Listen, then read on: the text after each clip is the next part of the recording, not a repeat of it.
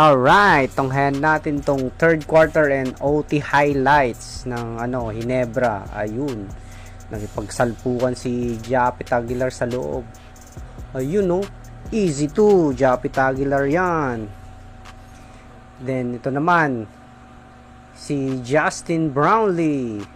Justin Brownlee yan, 3. Eto si Japit Aguilar ulit. Ayun no, minamama niya sa loob lang. Tapos ito naman si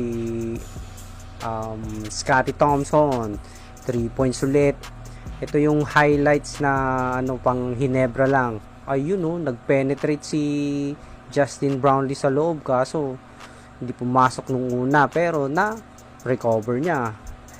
Ayun no, si Scottie Thompson naman ngayon, talagang pumapasok yung tres nila, mainit sa labas si Scottie Thompson. Isa sa superstar ng Ginebra. Ayun no, si RJ Barrientos, pasok yan. Magaling to Yan, na-intercept. So si Justin Brownlee ngayon, woohoo, easy dunk. Justin Brownlee. Itong sumunod si Justin Brownlee ulit.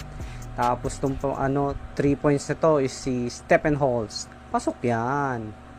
Alright, talagang in and out yung yung salpukan dito. Yan, Barrientos.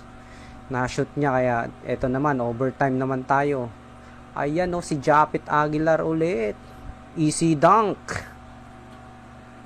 Then ito yung sinama natin yung talk and text, yun yung nag-seal talaga nung overtime, kaya ito yung dapat sana manalo sina tabla pala. Ang kaso hindi pumasok, kaya panalo sina RHJ at saka talk and text. So celebration. Talk and text ang nag-champion ngayon. Alright.